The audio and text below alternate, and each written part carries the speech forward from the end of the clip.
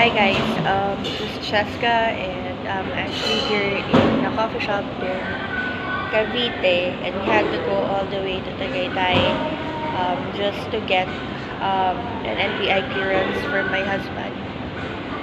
So the reason why I'm filming the video is because I just want to film it for the peace of mind, and I'm not really expecting for everyone to help or whatever, but I just want to tell the story about what has happened to us within the last 2 weeks, and what happened apparently to Reva's dad, who passed away 2 weeks ago.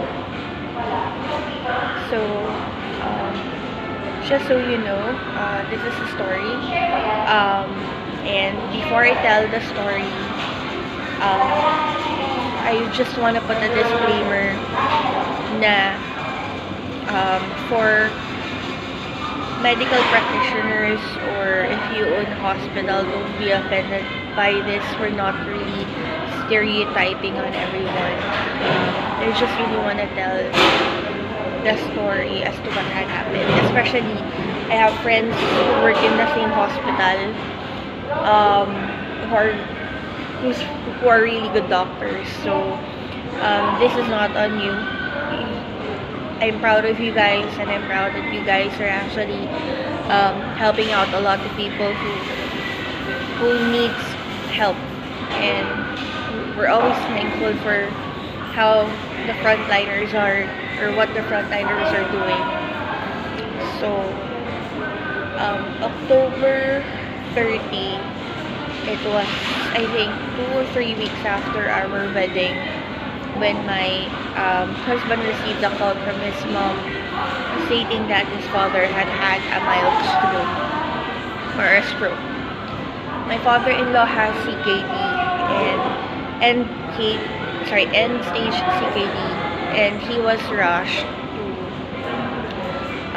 MCI in Cavite, wherein a doctor named Dr. Legaspi had attended to be the main physician of my father-in-law. They had to put a swab test on him, as protocols of Cavite hospitals, to put the patient on swab test before entering the hospital, which is pretty weird because we've been to hospitals in Manila, and in Manila you have to go under a triage first before they had to do a swab test on you. So they did a swab test on him, and then apparently he was confined. They've been to how many hospitals beforehand? St. Dominic, and then another hospital in Cavite. So after that, my mother-in-law called my husband and said that there weren't any charity wards or ICU rooms that are actually, ICU beds that are actually available. So my father-in-law was asked to be transferred to Lasal by the doctor and a couple of doctors that were involved. I've heard this Dr. Legaspi did this job well, but so here's what had happened. My father-in-law had some sort of like a heart attack, and he needed an angioplasty and an angiogram. This is gonna be the second time that he's going to have it, because a year ago apparently our finances were my husband's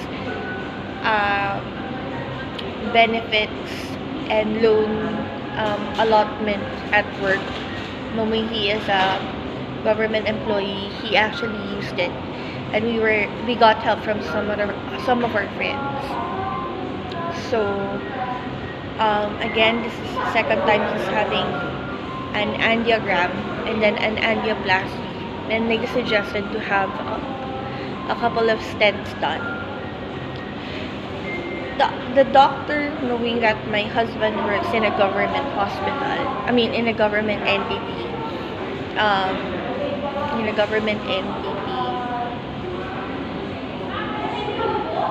sorry, just the lad doesn't earn that much, and his um, healthcare, which is almost maxed out, have been used in one particular hospital. At that time at MCI, the bill I think reached 100,000 pesos. My grandfather, in my experience, I've had experience with my sister or grandparents who were rushed to an even more pricier hospital in Manila, which is St. Luke's or UERM. But then if a patient could not pay, the hospital's directives or the doctor's directives is to contact their contacts from government hospitals and have an ambulance rush to a government hospital and put a patient there and do the procedure there. Apparently, this wasn't done by the doctor. The doctor did not suggest it. Perhaps because of emergency, because my father-in-law needs to be rushed in the hospital nearby, let's say in Cavite or something, and then they had like a 911 situation to do the procedures. And my mother-in-law apparently did not want to transfer to Philippine Heart Center. Philippine Heart Center, by the way, is where my sister had her surgery 2-3 years ago. Because my sister had a congenital disease and thrombosis with 2 operations done, and we got a lot of help.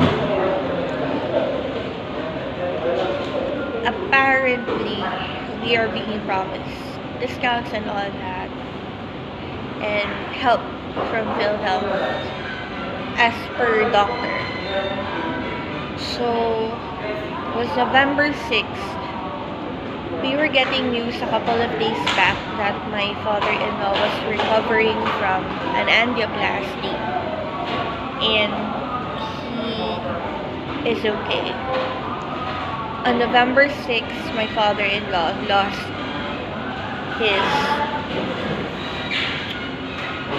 heartbeat, and my mother-in-law called my husband, and then the doctor talked to my husband saying that the heartbeat had stopped, and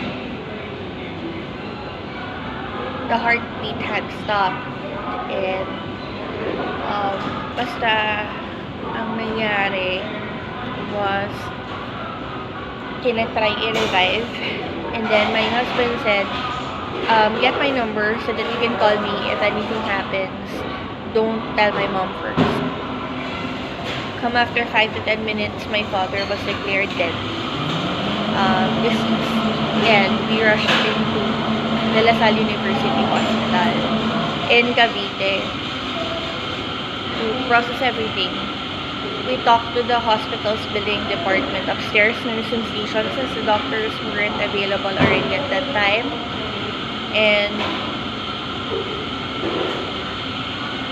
And my father-in-law was declared dead, reason for which an organ failure, multiple organ failure, COVID probable.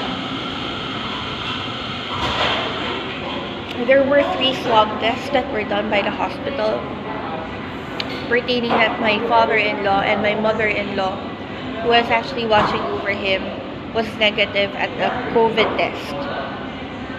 The hospital was pushing us that they cannot change the declaration of the pulmonologist, which was my father-in-law, was COVID probable. And they decided, or they insisted, that my father-in-law has to be cremated right away. So for short, there was a medical malpractice done. And we've heard a lot of stories for medical malpractice wherein doctors and hospitals would declare patients as COVID probable so that the billing would go high, and the people will be pressured to pay a higher amount for the billing. The next day, since we do have the copy of the swab test, my mother-in-law and my brother-in-law received it. They were supposed to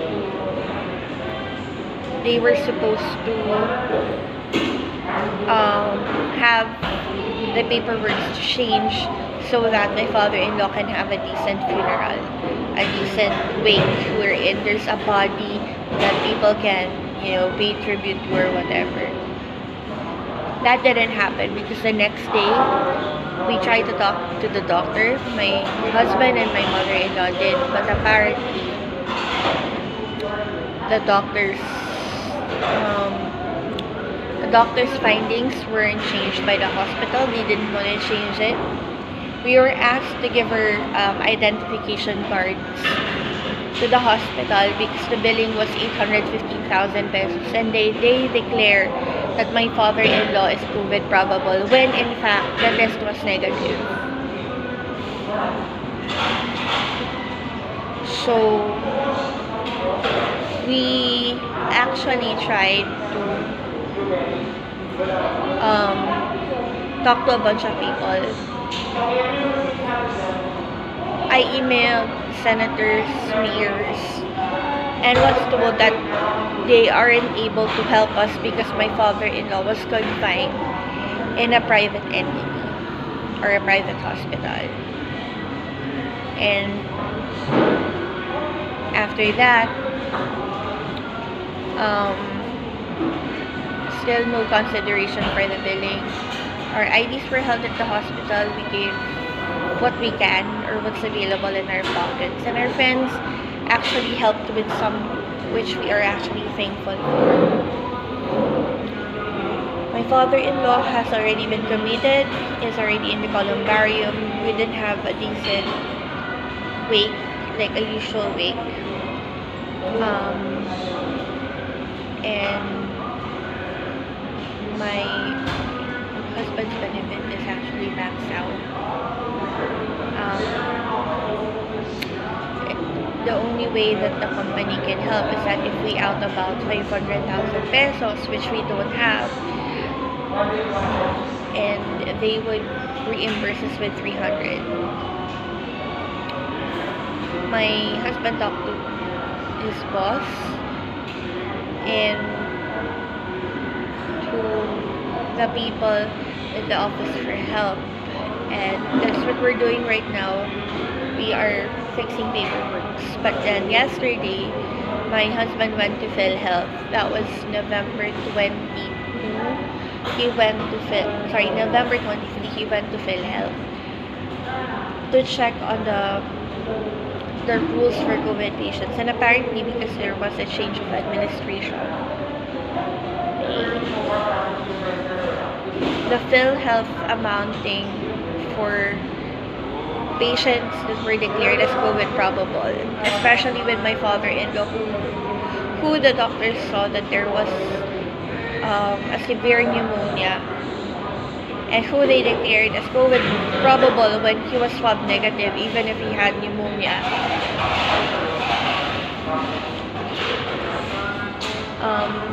PhilHealth could not cover the amount of the deceased patient, the deceased expired patient. Even though if we tried to pay for the last contribution of my father-in-law, and this was actually done because of the many things that had happened with PhilHealth, and with the many things that had happened with COVID people, with patients declared as COVID, and then the entity would find out that it's not really a COVID patient, and then doctors would make money out of it, or the hospitals would make money out of it. I am just actually very disappointed that it is actually a medical malpractice to declare a patient as COVID probable. Did not change the paperwork. We were held inside the hospital arranging for the bill, and then the hospital admin talked to their patients' relatives like trash. And then the doctor, we tried